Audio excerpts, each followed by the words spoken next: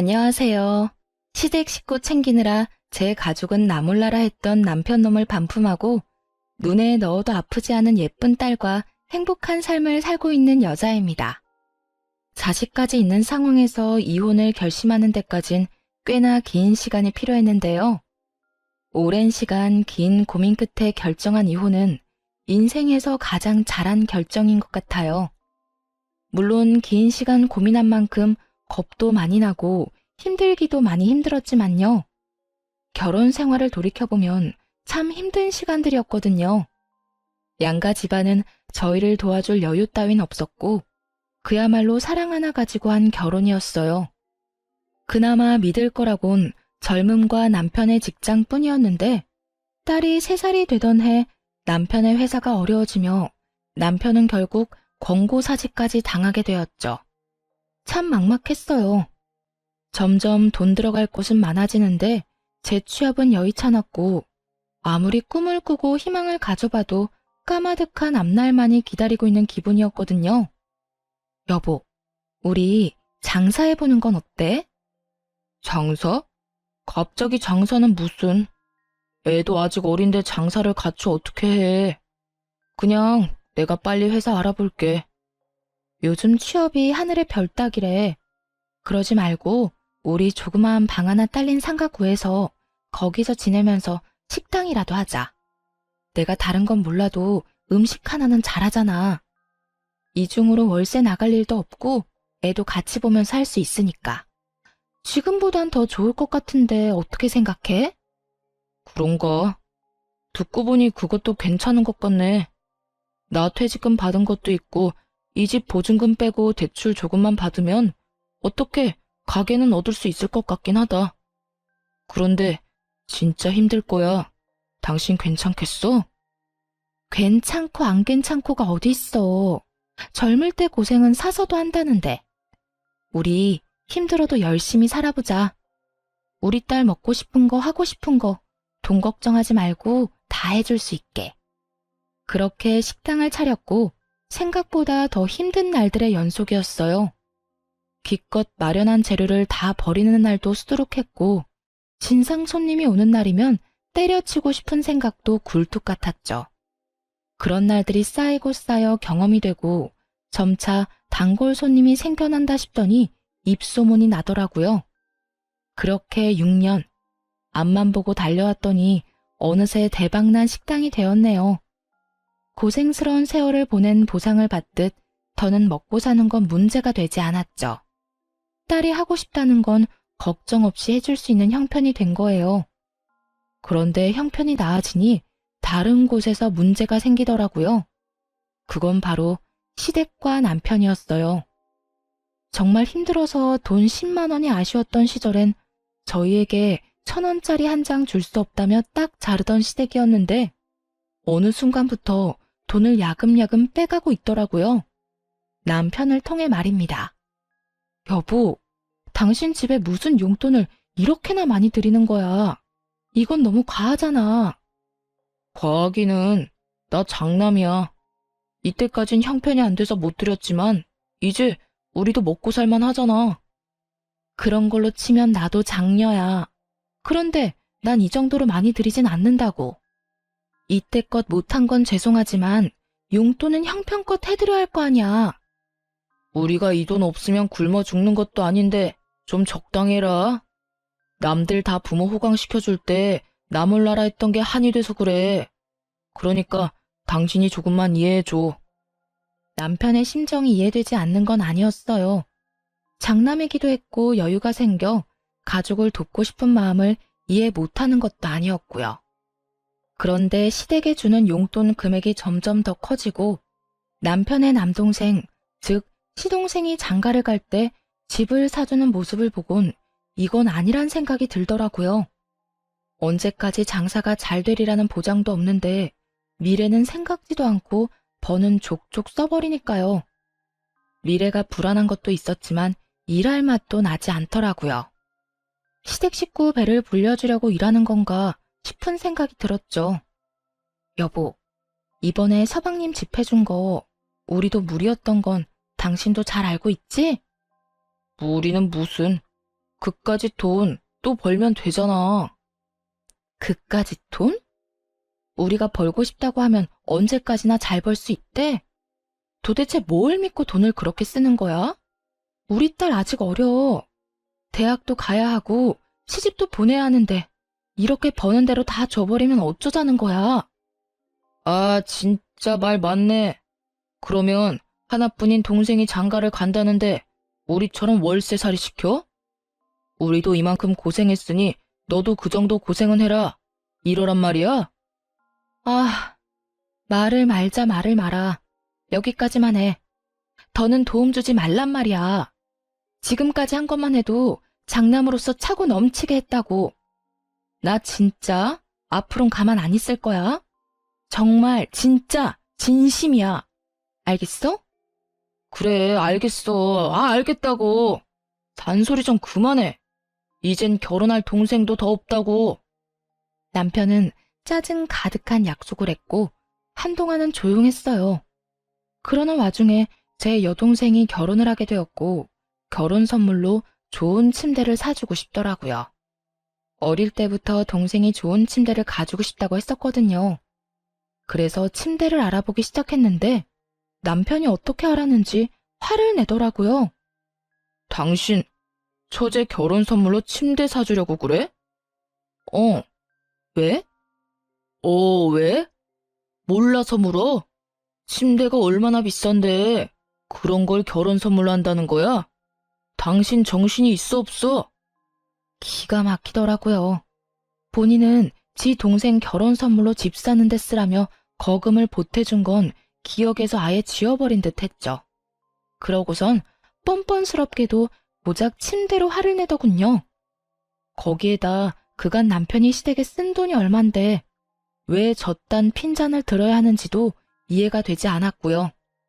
당신은 당신 집에 간이고 쓸개도 다 빼주고 다니면서 난 내 동생 결혼 선물로 침대 하나 못 해줘? 아니, 아무리 그래도 침대는 아니지. 그냥 이불이나 좋은 거 사줘. 그러면 되지. 당신이 그렇게 좋은 거 막 해주면 처제도 부담스러워한다고. 말 같지도 않은 소리를 잘도 해대더라고요. 그래서 어떻게 했냐고요? 뭘 어떻게 했겠어요. 대꾸할 가치도 없는 말은 사뿐히 무시하고 가격대가 있는 침대를 선물했죠. 동생이 참 기뻐하더라고요. 그간 식당 일이 바쁠 때마다 와서 동생은 돈 한 푼 받지 않고 돕기도 했고 언니로서 뭐 하나 제대로 해준 것이 없어 마음이 불편했거든요. 동생이 그다지도 기뻐하는 모습을 보니 뿌듯한 기분이었어요. 동생에게 침대를 선물한 사실은 당연히 남편의 귀에도 들어갔고 또 당연하다시피 시댁에서도 알게 됐더라고요. 너 그게 사실이니? 네 동생 결혼하는데 비싼 침대 선물했다는 거. 네, 사실인데 무슨 문제라도 있나요? 무슨 문제? 그걸 몰라서 물어? 침대 비싼 거는 한두 푼도 아닐 텐데 그렇게 굳이 왜 침대를 선물해? 그냥 좋은 이불 세트면 되지. 그렇게 헤프게 낭비하면 돈을 어떻게 모으니? 동생에게 침대를 사준 것으로 둘이 얼마나 긴 토론을 해댔는지 남편의 말과 토씨 하나 틀리지 않고 읊어대는 시모의 말을 듣는데 이대로는 안 되겠다 싶더라고요. 이때껏 돈은 돈대로 쓰면서도 생색 한 번 내지 않았더니 그래서 이토록 당당한가 하는 생각이 들기도 했고요. 어머님, 저 이번에 동생한테 돈 쓴 거 처음이에요. 아범은 서방님 결혼할 때 집 사는데 보태라며 큰돈 턱턱 내놨잖아요. 그것뿐인가요? 시댁에 돈 필요할 때마다 아범한테 받아간 거 다 알고 있어요. 재작년에 이사도 아범이 시켜줬고요. 제가 제 동생한테 고작 침대 하나 사준 게 그리도 싫으시면 환불할게요. 대신 이때껏 아범한테 받아간 거 다 돌려주세요. 그러면 저도 침대 환불하고 동생한테는 이불로 다시 사줄 테니까요. 이렇게까지 강하게 나올 거라 생각하지 못했는지 시모는 조금 당황한 듯 했지만 물러서진 않더라고요. 뭐야? 너 지금 나 협박하니? 협박이라뇨? 정당한 요구인데요. 돈은 아범이나 저나 같은 시간 같은 고생해서 버는데 쓰는 건 아범이랑 시댁에서 다 쓰잖아요. 저희가 돈 못 모은 건 다 시댁 때문이라고요. 시댁이랑 친정이랑 똑같니? 어디 비교할 게 없어서 시댁이랑 친정을 비교하는 거야? 우리 아들이야. 장가가도 우리 집사람이지만 네 동생은 시집가면 그만인데 돈을 왜 써? 요즘 세상이 어떤 세상인데 그런 말씀을 하세요? 하여튼 전 동생한테 침대 정도는 꼭 해줄 생각이니까 정 제가 친정에 뭘 하는 게 싫으면 아까 말했다시피 이때껏 아범한테 받은 거 다 돌려주세요. 그러면 침대도 환불하고 친정에 돈도 안 쓸게요. 너 진짜 이딴 식으로 나올 거야? 네, 저 이제 이딴 식으로 굴려고요. 그러니까 더는 제가 번 돈으로 뭘 하든 상관하지 마세요. 앞으로 저 몰래 아범한테 큰 돈 받아내는 것도 그만하시고요. 시모는 아무 말도 연락도 없더라고요. 남편 역시 시모를 통해 전해 들은 것인지 한동안은 제 비위를 잘 맞추려고 노력하는 게 눈에 보였어요. 여전히 시댁으로 용돈은 주고 있었지만 더는 큰 돈이 가는 일은 없더라고요. 그렇게 한동안은 조용했는데 동서가 출산을 하며 다시 일이 터졌네요. 동서는 원래도 엄살이 심하고 장깨가 많은 사람인지라 명절 때면 제가 고생이 이만저만이 아니었거든요. 명절만 되면 여기도 아프고 저기도 아프기 일쑤였죠. 어떤 날엔 여자만 걸리는 마법데이를 내세워 일을 미루기도 했고요. 그런 동서에게 출산은 좋은 핑곗거리였겠죠. 시댁에서 마주칠 때면 남편을 붙잡고 힘들다고 징징대기 바쁘더라고요. 아주버님, 저 요즘 잠도 못 자고 너무 힘들어요. 그이도 회사 일로 바빠서 아무것도 못 도와주고 독박 육아하려니 너무 힘들고 우울해요. 어쩐지 재수씨 안색이 창백하다 싶었는데 힘들어서 그런 거였어요? 네. 아기가 내려놓기만 하면 우니까 화장실도 제대로 못 간다니까요. 도우미분이라도 계시면 좀 살만할 것 같은데 그이 월급으론 도우미까지 부르긴 부담스럽고 그렇다고 혼자 다 하려니 너무 힘들고 지치네요. 그러면 제가 도우미 불러드릴게요. 그까짓 돈 얼마나 한다고. 도와주실 분 불러드릴 테니 걱정하지 마세요. 어머, 정말이요? 아주버님, 너무 감사해요. 역시 우리 아주버님밖에 없다니까. 말릴 틈도 없이 벌어진 상황에 참 기가 막히더라고요. 그렇다고 서방님이 능력이 안 돼서 도우미를 못 부르는 형편도 아니었죠. 심지어 육아휴직을 내고 아기를 같이 돌보고 있다는 걸 아는데도 거짓말을 살살 해대더라고요. 더 열받았던 건 전 육아를 하다 손목이 움직이지 않는 상황에도 돈이 아까워 사람도 부르지 못하고 혼자 육아를 했었거든요. 그걸 떠올리자 더욱 화가 치솟았죠. 오죽하면 호탕하게 웃고 있는 남편의 얼굴에 손에 잡히는 대로 던져버리고 싶은 심정이었으니까요. 그렇게 저만 빼고 화기애애한 시댁 모임이 끝나고 집으로 돌아오자마자 남편과 크게 다퉜어요. 여보, 진짜 미쳤어? 도우미 부르는 돈이 한두 푼인 줄 알아? 하루만 불러주는 것도 아니고 적어도 일주일에서 2주일은 불러야 할 텐데 나하고 상의 한마디 없이 그렇게 말하면 어떻게 해? 아, 진짜 적당히 좀 해라. 같은 여자로서 재수씨가 불쌍하지도 않아? 그러는 나는 당신은 내가 불쌍하지도 않아? 나도 온몸에 파스로 도배를 했어. 일하느라 안 아픈 데가 없다고. 이런 나는 본 척도 안 하면서 재수씨가 힘든 꼴은 그렇게 보기가 힘들디? 그래서 나한테 상의도 안 하고 그런 큰 결정을 덜컥 한 거냐고. 가게 일은 당신 혼자 다 해? 나도 해. 가게에서 나온 수익금 중엔 내 몫도 있다고. 내 돈으로 내가 가족을 위해서 좀 쓰겠다는데 이렇게까지 사람을 몰아세워야 속이 편해? 이렇게까지 몰아세우게 만든 사람이 누군데?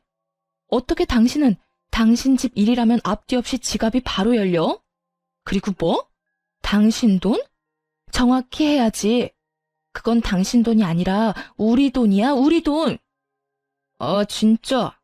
그러면 이러지 말고 우리 수익 분배를 확실하게 하자. 정확히 반반 나눠서 어디에 얼마를 쓰든지 간에 서로 간섭하지 말자고.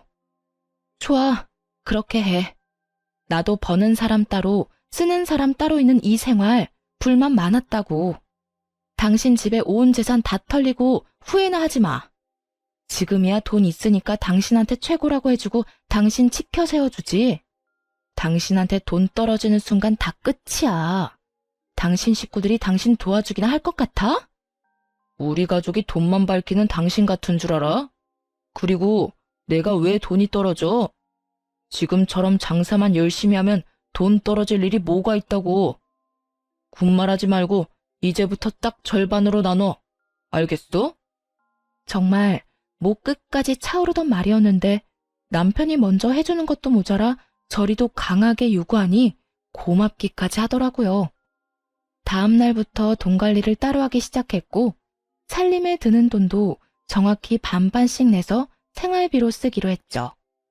이미 시댁에는 이런 일이 다 소문이 났는지 미운 털이 단단히 박힌 상태라 온갖 트집을 잡으며 저를 귀찮게 했지만 괜찮았어요. 돈으로 엮이지 않으니 확실히 스트레스가 줄었거든요. 트집 잡는 거야 반박하거나 말로 돌려주면 되니 그렇게까지 힘들지 않았고요. 하나마나한 공격인 거죠. 그렇게 각자 생활하며 나름 평온한 나날을 보냈어요. 눈에 넣어도 아프지 않은 딸이 무럭무럭 자라는 게 인생의 낙이었죠. 그런데 어느 날 밤 딸이 이상하더라고요. 왜인지 기운이 없어 보인다 싶더니 금세 온몸에 열이 오르기 시작했어요. 해열제를 먹여봤지만 열이 떨어지는 건 잠시뿐이었고 더는 지체하면 안 될 것 같은 상황이었어요. 긴박한 순간이 되자 그래도 아이의 아빠인 남편밖에 생각나는 사람이 없더군요. 그래서 늦은 시간까지 들어오지 않고 있던 남편에게 전화를 걸었어요. 왜? 여보, 어떡해? 애가 열이 펄펄 끓어. 약을 먹여. 집에 약 있잖아. 먹였는데도 열이 안 떨어져. 어딘데?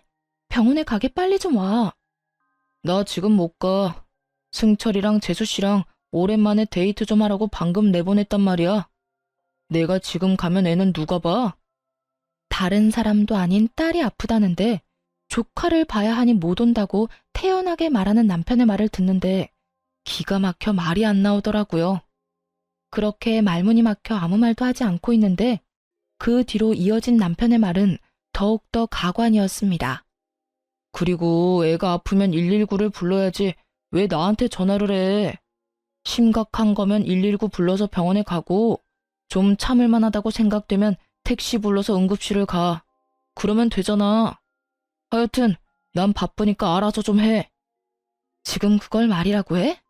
애가 아파서 애 아빠한테 전화한 게 잘못이야? 아니, 당신 애가 아프다는데 이것보다 더 중요한 일이 세상에 어디 있어? 당신 진짜 애 아빠가 맞긴 해? 내가 틀린 말 했어? 애가 아프면 병원에 가야지. 애 아빠가 간다고 애가 괜찮아져? 별것도 아닌 걸로 사람 귀찮게 좀 하지 마. 별것도 아닌 거? 당신 진짜 그렇게 생각하는 거야? 됐다 됐어. 또 시댁 일에 눈 뒤집혀서 정작 지 가족은 눈에도 안 보이는 거겠지. 또 무슨 말을 그렇게 해. 당신도 잘 알 거 아니야. 육아한다고 두 사람 제대로 된 데이트도 못하는 거. 오랜만에 데이트 좀 하라고 내보냈는데 이제 와서 내 애 아프다고 들어오라는 말을 어떻게 해? 하여튼 난 바쁘니까 알아서 해. 딸이 아프다는데 동생네가 데이트를 해야 하니 조카를 봐줘야 해서 정작 지 애한테는 못 온다는 남편. 너무 황당한 말을 들으니 순간적으로 머리가 멍해지더라고요. 이놈이 정말 미쳤나 싶어서 말이죠. 남편은 바쁘다며 전화를 끊어버렸고 결국 전 119를 불러 딸을 데리고 병원으로 갔어요. 다행히 고열은 잡혔지만 화는 서서히 끓어오르기 시작하더군요.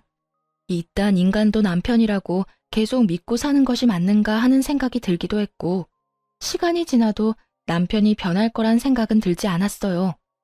이혼한다면 아빠 없이 자랄 딸이 마음에 걸리긴 했지만 이런 아빠라면 굳이 필요하지도 않을 듯 했고요. 무엇보다 딸에게 도움은커녕 상처만 될 것 같기도 했죠. 그렇게 이혼 쪽으로 마음이 기울어진 상태에서 집으로 돌아갔고 집에는 조카를 보느라 많이 지친 남편이 침대에 누워있더라고요. 그 꼴을 보기 싫어 눈을 감고 싶었는데 다음 순간 나온 남편의 말은 정말 온 정이 떨어졌네요. 왔어? 뭐래? 괜찮다지?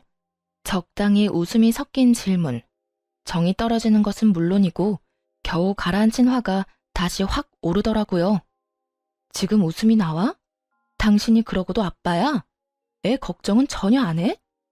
걱정하면 뭐가 달라져? 그리고 괜찮으니까 집에도 온 거 아니야. 피곤하면 잠을 자. 괜히 나한테 짜증내지 말고 말이야.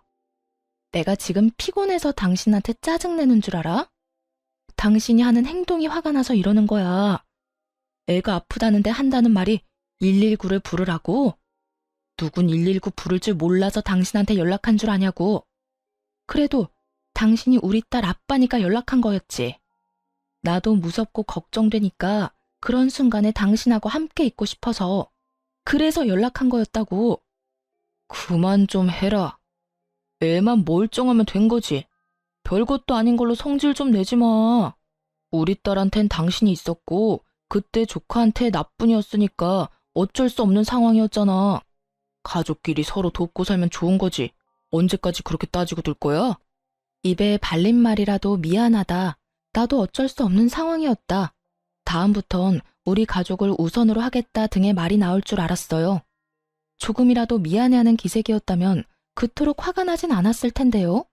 남편은 도리어 큰 소리를 내며 저를 예민하고 트집이나 잡는 사람으로 몰아가더군요.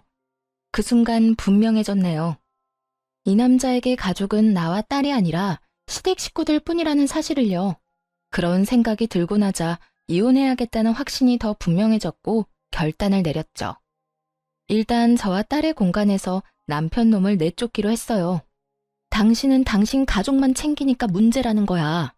결혼하고 당신이 최우선으로 챙겨야 할 가족은 나랑 우리 딸이라고. 시댁이 아니라 우리가 1순위가 되어야지 왜 늘 다른 사람이 1순위야? 난 우리를 2순위로 여기는 가정은 필요 없으니까 계속 그런 식으로 다른 사람부터 챙기려거든. 거기 가서 살아. 여기서 이러고 있지 말고. 뭐? 지금 나보고 나가라는 거야? 나가라면 누가 겁낼 줄 아나? 나도 마주치면 싸우기만 하는 이 집구석 들어오기 싫었다고. 제발 들어와 달라고 연락이나 하지 마. 걱정하지 마. 하늘이 두 쪽이 나도 당신 같은 인간한테 연락하는 일은 없을 테니까. 화를 내더니 그 길로 남편은 집을 나가버렸고 바로 이혼 준비를 하기 시작했죠. 이혼을 준비하며 알아보니 생각보다도 더 많은 돈이 시댁으로 흘러들어갔더라고요. 결혼한 지 2년밖에 되지 않은 동서에게 들어간 돈도 꽤 많았고요. 당연하다면 당연하게도 차용증 한 장 없이 말입니다. 돈 관리를 따로 하기 시작한 시점부턴 거의 돈을 물 쓰듯 썼더군요. 힘들었던 시절은 생각지도 않고 피땀 흘려 번 돈으로 시댁 식구들만 챙기는 남편의 행동은 이혼 사유로 충분했죠. 물론 이혼을 결심하며 딸이 걱정스러운 건 있었어요. 그런데 딸아이 역시 남편에게 실망을 많이 했더라고요. 엄마, 그냥 아빠랑 이혼해. 아빠한텐 우리가 항상 2등이잖아. 난 이제 그런 아빠 필요 없어. 어? 우리 딸 아빠한테 화 많이 났구나? 화가 난 게 아니라 아무 감정도 없는 거야. 아빠랑 뭘 해본 기억도 없고 웃으면서 이야기 나눈 기억도 거의 없어. 그런 아빠한테 무슨 화가 나겠어? 그러니까 엄마도 내 걱정하지 말고 이혼하고 싶으면 그냥 이혼해도 된다고 말해주고 싶었어. 우리 반에도 이혼한 애들 꽤 있으니까 이상한 걱정하지 말고. 혹시나 이혼이라는 선택이 딸에겐 상처만 되는 이기적인 선택이진 않을까 고민했었는데 딸에게서 이런 말을 들으니 옳은 선택이었다 싶었어요. 어린 딸에게 이런 말까지 나오게 한 남편에게 정말 분노하기도 했고요. 이혼은 순탄하지 않았어요. 남편이 이혼을 거부한 것은 아니었지만 위자료를 주지 않으려 갖은 애를 썼거든요. 시댁엔 큰돈을 아무렇지 않게 턱턱 내놓더니 저에겐 한 푼이라도 아껴보려 하는 모습을 보며 이혼을 결심하길 잘했다는 생각을 다시금 했네요. 양육권은 두말할 것 없이 제가 가져오게 되었고 위자료 역시 생각보다 더 큰 금액을 받게 되었어요. 집은 제 명의였고 가게는 남편 명의였기에 이혼을 하자마자 용달차를 불러 남편의 짐을 동선의 집으로 보내버렸어요. 짐을 받은 동선은 전화를 해서는 개거품을 물기 시작하더라고요. 형님 진짜 미쳤어요? 이 짐을 왜 저한테다 보내세요? 왜? 내 전남편이 매일같이 그 집에 가 있길래 거기가 내 전남편 집인 줄 알았는데? 그걸 지금 말이라고 해요? 얼른 다시 가지고 가세요. 그렇지 않아도 하루가 멀다고 찾아와서 귀찮아 죽겠는데 짐까지 우리 집에 있는 거 알면 여기서 살다시피 할 거 아니에요. 그까지 돈 좀 줬다고 빈드라도 붙을 생각이야 뭐야? 하여튼 눈치가 없어도 너무 없다니까. 가라고 눈치를 줘도 알아먹지를 못해요. 전 그런 눈치 없는 아주버님 데리고 살 생각 전혀 없으니까 얼른 짐 다시 가지고 가세요. 난 이미 동서한테 다 보냈고 내 손은 다 떠나갔으니까 정 싫으면 동서가 어머님 댁으로 보내든 다 태워버려버리든 알아서 해. 나한테 이런 연락하지 말고. 이제 우리 엄연히 남남인 거 몰라? 눈치 없는 동선의 아주버님, 이제 나하고 아무 사이도 아니고 동서 가족이니까 알아서 잘 챙겨 살아. 늘 그랬던 것처럼 말이야. 언제는 전남편이 최고라며 치켜세우기 바쁘더니 빼먹을 것이 없어지자 동서는 전남편을 짐짝 취급을 해대더라고요. 형님, 글쎄 전 아주버님을 제 식구라고 생각해 본 적이 없다니까요. 식구도 아닌데 무슨 돈은 그렇게나 많이 받았대? 차용증 한 장 없이 말이야. 그거야. 난 그저 힘들다고 했을 뿐인데 아주버님이 나서서 돈을 준 것뿐이라고요. 주는 돈을 안 받는 사람이 어디 있어요? 그리고 다 갚을 거예요. 가족끼리 차용증은 무슨? 데리고 살라고 할 땐 식구가 아니라고 하더니 돈 이야기엔 가족? 동서는 참 말이 앞뒤가 안 맞네. 자기 마음대로 이랬다 저랬다 편하게도 산다. 하여튼 형님한테 빌린 돈 아니니까 신경 쓰지 마세요. 짐은 빨리 다시 가지고 가시고요. 동서는 화를 내며 온갖 험한 말과 함께 전남편에 대한 욕을 쏟아냈고 그 모든 내용을 녹음해 전남편에게 보내버렸어요. 돈은 돈대로 쓰고 무슨 일이 있다면 만사를 제쳐놓고 도와줬던 인간들이 전남편을 어떻게 생각하고 있는지 알려주기 위함이었죠. 보낸 녹음 파일을 다 들은 남편은 전화를 해 화를 내기 시작하더군요. 당신 이게 뭐야? 이딴 거 보내면 내가 후회라도 할 줄 알아? 당신 같은 인간은 후회라는 감정도 사치라는 거 나도 잘 알아. 난 그저 당신이 지금 어떤 처지인지 똑바로 알고나 있으라고 보낸 거야. 당신이 그렇게 믿어 의심치 않던 당신 재수씨도 당신이라면 지긋지긋하다고 하니 당신 엄마 집에나 가야겠네. 하여튼 오갈 데 없다고 우리 집엔 오지 말고. 이젠 우리 집에 당신 짐도 없으니까 말이야. 내가 말했지. 오라고 해도 안 간다고. 이혼까지 한 마당에 내가 미쳤다고 그 집에 가냐? 당신 잊었나 본데 가게는 내 거야. 가게가 있는데 그깟 집 언제든 벌어서 사면 된다고. 그때 가서 후회나 하지 마. 당신이야말로 이 가게 아니면 어디 가서 돈이나 벌어 먹고 살 수 있을 거나 같아? 나니까 당신 데리고 살아준 거야. 이거 왜 이래? 어디 두고 보자. 그래, 누가 더 잘 먹고 잘 사나. 그래, 두고 보자고. 전 남편은 제가 이혼을 후회할 것이라 호언장담하더군요. 길고 짧은 건 대봐야 안다지만 이건 굳이 대보지 않아도 뻔히 알 수 있는 것이었죠. 그렇게 마지막까지도 전 남편과는 얼굴을 붉히며 끝을 봤고 저와 딸은 빠르게 안정을 찾아갔어요. 워낙 가정에 무관심했던 아빠라 없어도 표시도 나지 않더라고요. 전 남편의 빈자리가 아쉽기는커녕 이혼 따위 한 적도 없다는 듯 평화로운 나날들을 보내고 있었죠. 그렇게 3개월쯤 지났을 때일까요? 전 남편의 가게에 파리만 날린다는 소문이 나돌더라고요. 제가 빠진 가게가 평탄하지 않을 거라는 예상은 했지만 그 시점이 너무 빨라 조금은 놀랍더라고요. 도대체 어떻게 된 것인지 궁금해지던 찰나 전 남편에게 연락이 왔어요. 여보, 나 요즘 너무 힘들다. 우리가 힘들게 일군 가게 문 닫기 직전이야. 그래, 망해간다는 소문이 여기까지 들리더라. 말아먹을 건 알고 있었지만 3개월은 너무 빠르지 않아? 어떻게 6년 동안 일군 가게를 3개월 만에 말아먹을 수가 있어? 그게 우리 이혼하고 난 뒤에 일손이 부족해서 우리 가족한테 일 좀 도와달라고 부탁했었거든. 그런데 아무도 안 도와주는 거야. 엄마는 온몸이 아프다고 그러더니 쇼핑이나 다니고 동생이랑 재수 씨는 아기 핑계대고 여행 다니더라. 돈 받아갈 땐 간이고 쓸개고 다 빼줄 것처럼 굴더니 정작 내가 필요할 땐 아무도 안 도와주는 거 있지? 내 연락도 차단해버리고 말이야.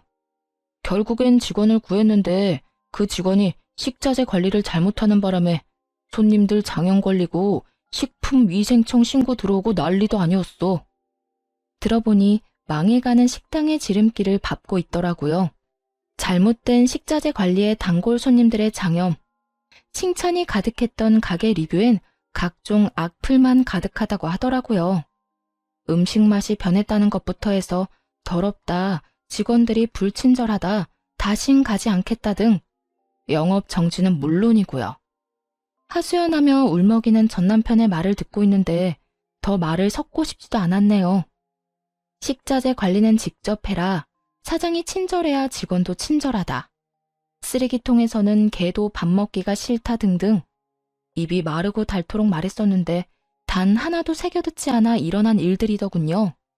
거기에다 전 시댁 인간들까지 한몫했고 말이죠. 왜 아무 말도 없어? 나랑 이제 말도 하기 싫어? 당신 같으면 당신이랑 말 섞고 싶겠어? 그러게, 내가 뭐라고 그랬어? 당신한테 식구는 우리라고 했었지? 돈은 돈대로 뜯기고 가게는 가게대로 말아먹고 다 망해가는 거 자랑질이라도 하려고 연락했니? 왜 연락한 거야? 아니, 넌 그냥 일이 이렇게 되고 나니까 당신 생각나서 연락했어. 당신 말이 다 옳았다 싶기도 해서 말이야. 미안해. 그땐 내가 어리석었어. 이제 와서 사과하면 내가 받아줄 거라 생각해? 정신 차려. 이혼 도장 잉크 마른 지 오래고 난 당신 사과 같은 거 이제 필요 없어. 정 나한테 속죄하고 싶으면 다신 연락을 하지 마. 난 그거면 충분하니까. 그렇게 다신 연락도 하지 말라는 말과 함께 전화를 끊어버렸어요. 그 후 결국 가게 문을 닫았다는 소식이 들려오더라고요. 전 시댁 인간들에게 돈을 다 뜯겨버린 전 남편은 직원들 줄 월급도 없어 권리금도 없이 가게를 내놓았다는 이야기도 들을 수 있었고요. 관리만 잘해서 넘겼으면 권리금이 꽤 됐을 텐데 말이에요. 제 젊은 시절을 갈아 넣은 걸 생각하면 서글프긴 했지만 다 자업자득이다 싶으며 속이 다 시원하더군요. 그렇게 다신 소식을 들을 일도 만날 일도 없을 거라 생각했는데 전 남편이 글쎄 딸을 찾아왔더라고요. 전 시댁엔 아무리 도움을 구해봐도 연락조차 되지 않고 그렇다고 저를 찾아오자니 얻는 거 없이 욕만 먹을 것 같았나 보죠. 전 남편이 나름대로 잔머리를 쓴 것이었죠. 딸에게 아빠가 학교 앞으로 찾아왔다는 이야기를 듣고 불이 나게 달려갔더니 거짓골을 한 전 남편이 딸아이를 붙잡고 있더라고요. 우리 딸, 아빠 안 보고 싶었어? 어떻게 아빠한테 연락 한 통이 없어? 아빠 조금 서운하더라. 전 남편의 물음에도 딸은 눈도 마주치지 않은 채 아무 말도 하지 않고 있더라고요. 그 모습을 보는데 정말이지 딸만 아니었다면 욕이라도 시원하게 해주고 싶은 심정이었어요. 당신, 여기가 어디라고 와? 당신 왔어? 나야 우리 딸 보고 싶어서 왔지. 내가 못 올 때 온 것도 아니고 뭘 그렇게까지 화를 내. 남들이 보면 오해하겠다. 화를 안 내게 생겼어? 이때까지 연락 한 통 없다가 갑자기 찾아와서 보고 싶었다고 하면 우리가 받아줘야 해? 당신은 예나 지금이나 왜 이렇게 뻔뻔해? 당신 지금 오해하고 있는가 본데 나 그냥 막 찾아온 거 아니야. 나도 참다가 우리 딸이 너무 보고 싶어서 고민하다가 찾아온 거라고. 아빠가 딸 보고 싶은 건 당연한 거 아니야? 그 당연히 보고 싶은 마음이 너무 늦었다고 생각 안 해? 우리 이혼한 지 1년이야. 1년 동안 단 한 번도 보고 싶단 연락도 없었으면서 이제 와서 찾아온 이유가 뭐야? 이유는 무슨, 정말 보고 싶어서 왔다니까. 온 김에 우리 딸이랑 맛있는 것도 먹고 집에서 시간도 같이 보내고 하면 좋잖아. 전 남편은 능청스럽게도 상황을 모면하려 애쓰더라고요. 그런 전 남편의 모습에 기가 막혀 말문이 막혀 있는데 딸이 제 손을 잡더니 전 남편을 향해 이렇게 말하더라고요. 아빠, 이제 나 찾아오지 마.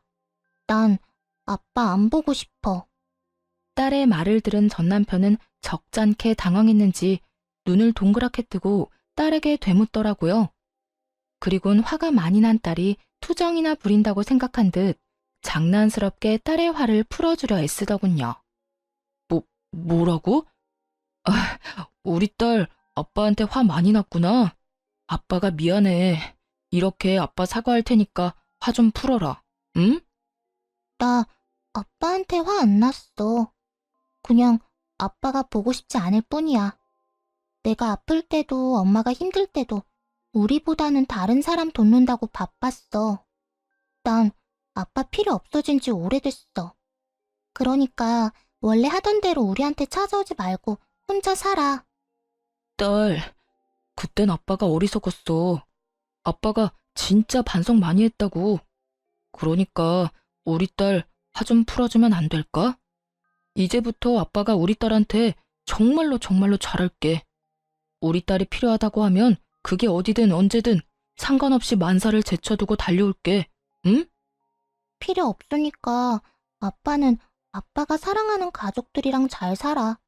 난 엄마만 있으면 되니까. 딸의 말을 들은 전 남편은 눈물을 줄줄 흘리더라고요.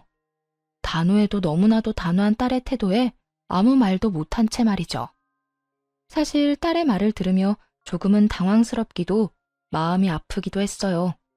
전 남편이 불쌍해서 마음이 아픈 것이 아닌 아빠를 저리도 미워하게 된 딸의 심정이 어땠을까 하고 생각하니 마음이 찢어지게 아프더라고요.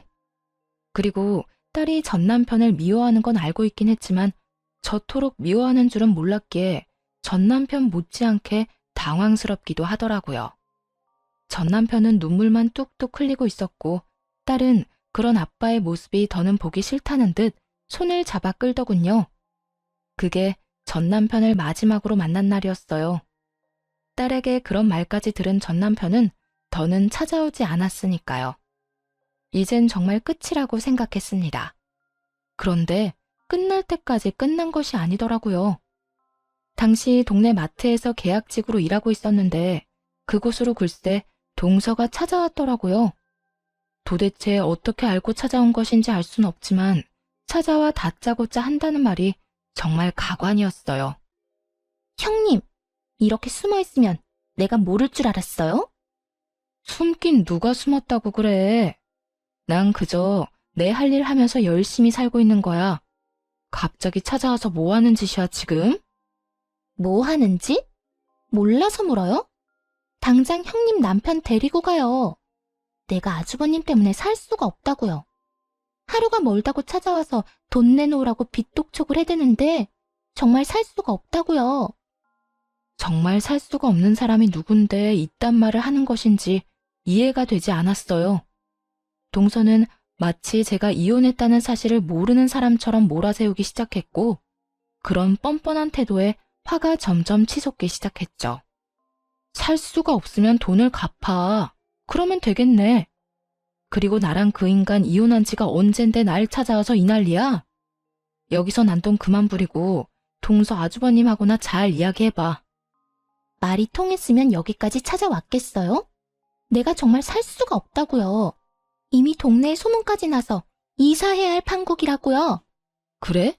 이사하려면 집 팔아야 하잖아. 집 판 김에 돈 갚으면 되겠네. 기억하지? 그 집 살 때 그 인간이 큰 돈 보탠 거. 도움받은 금액이 꽤 큰데 입 싹 닫지 말고 얼마라도 좀 갚아. 사람이 그 정도 양심은 지키면서 살자. 어? 형님, 정말 이러실 거예요? 동서는 본격적으로 언성을 높이며 행패를 부리기 시작하더라고요. 여기 귀 먹은 사람 없어. 소리 못 낮춰?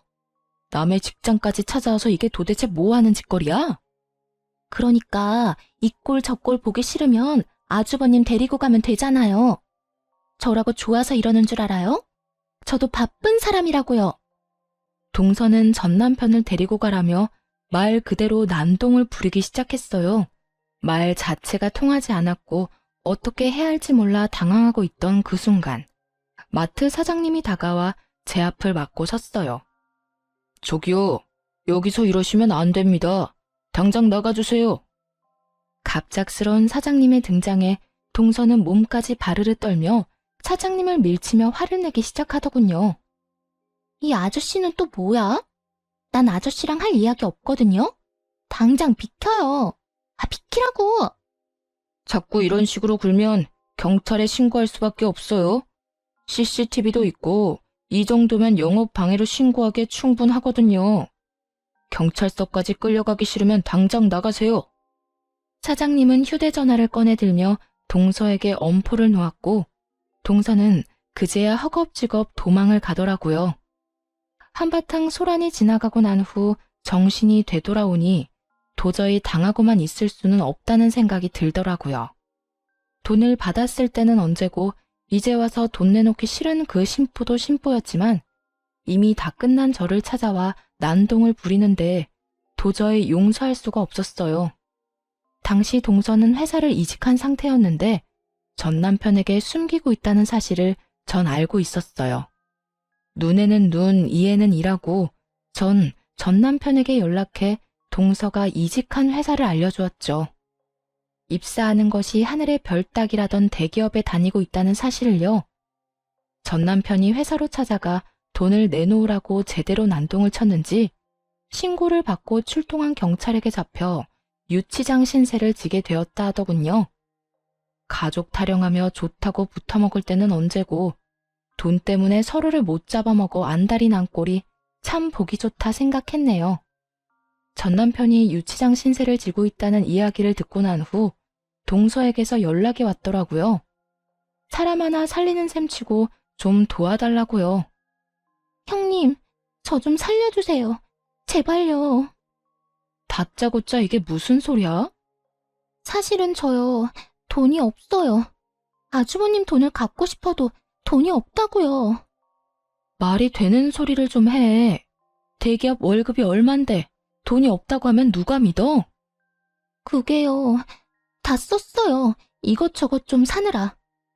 들어보니 평소에도 사치가 심하던 동서는 전 남편에게 빌린 돈은 물론 월급까지도 물 쓰듯 쓰고 다녔더라고요. 전 남편이 저와 이혼할 것도 가게가 저리 망해버릴 것도 예상하지 못한 채 말이죠. 거기다 전 남편이 찾아와 제대로 회사를 엎어준 덕에 회사까지 잘렸다며 하소연하기 시작하더군요. 거기다 아주버님 때문에 회사까지 잘렸다고요. 이제 정말 돈 나올 구멍이 없어요.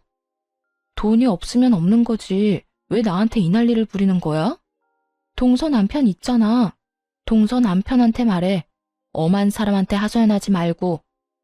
저희 남편도 요즘 힘들어요. 그래서 말인데 형님이 돈 좀 빌려주시면 안 될까요? 차용증 쓰라고 하면 쓸게요. 저 좀 살려주세요. 제발요. 내 돈으로 내 전 남편 돈을 갚겠다. 이 뜻이네? 동서 진짜 양심도 없구나. 어떻게 나한테 그 돈을 빌려달라고 할 수가 있어? 저도 오죽 급했으면 이러겠어요? 아주버님 목소리만 들어도 이젠 지긋지긋한데 돈은 없고 형님은 이혼하면서 받은 위자료랑 집 있잖아요. 그러지 말고 돈 좀 빌려주세요. 돈을 빌리는 사람이 어찌나 당당한지 누가 들으면 맡겨놓은 돈이라도 있는 건 줄 알겠더라고요. 착각을 해도 아주 큰 착각을 하고 있는 동서에게 확실하게 현실을 깨우치게 해주었어요. 정신 차려. 그 돈이 있다고 해도 동서한테 빌려줄 일은 없어. 그러니까 다신 나한테 연락도 하지 말고 찾아오지도 마. 내가 동서 해주니까 우리가 아직도 가족인 것 같아? 그저 그쪽 저쪽이라 하기 못해서 불러주는 거니까 착각하지 마. 알겠어? 그리고 다시 나한테 피해주잖아? 동서도 내 전 남편이랑 나란히 유치장 신세 지게 해줄 테니까. 유치장은 가고 싶지 않았는지 더는 연락이 온다거나 찾아오는 일은 없더라고요. 그렇게 돈 나오던 방망이가 사라진 후 돈을 물 쓰듯이 쓰던 전 시댁 식구들은 빠르게 무너져 내렸어요. 동선에는 사업을 하다 제대로 망해버려 좁은 단칸방으로 이사를 갔다고 하고, 전 시댁은 그런 동선애를 도와주다 함께 망해버렸다고 하고요. 능력도 없는 것들이 돈만 믿고 설치다 집안 하나 잘 말아먹었다 했네요. 그 후 전 시댁과의 소식이 완전히 끊겨버리고 잘 지내고 있습니다. 여전히 마트에서 일하며 딸과 함께 행복한 나날들을 보내고 있는 중이에요. 무엇보다 사장님이 저와 딸을 잘 챙겨주셔 몸도 마음도 편한 요즘이에요. 딸아이도 마트 사장님을 무척이나 좋아하는데요. 운동회를 앞둔 어느 날 딸이 이런 말을 하더라고요. 엄마, 마트 사장님, 나 운동회 할 때 엄마랑 같이 오면 안 돼? 엄마 혼자 오는 것보다 사장님도 같이 오면 나도 좋고 엄마도 좋을 것 같아. 사장님이랑? 그건 좀 힘들 수도 있을 것 같은데.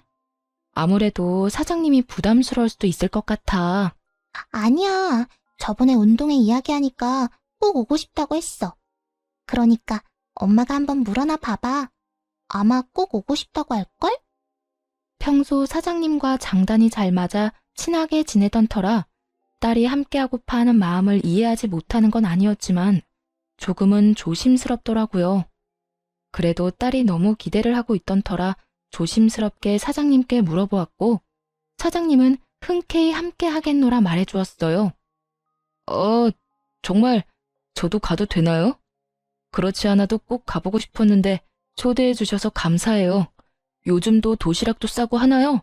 그날 김밥은 제가 쌀 테니 그냥 몸만 오세요. 아셨죠? 결국 사장님과 함께 딸의 운동회에 참석하게 되었고 참 즐겁더라고요. 막상 전 남편과는 딸의 학교 행사에 참석해 본 적이 없는데 사장님과 함께 딸과 좋은 시간을 보내고 있으니 가족이 된 기분마저 들었어요. 그렇게 웃고 떠들며 즐거운 시간을 보내던 중 사장님이 이런 말을 하더라고요.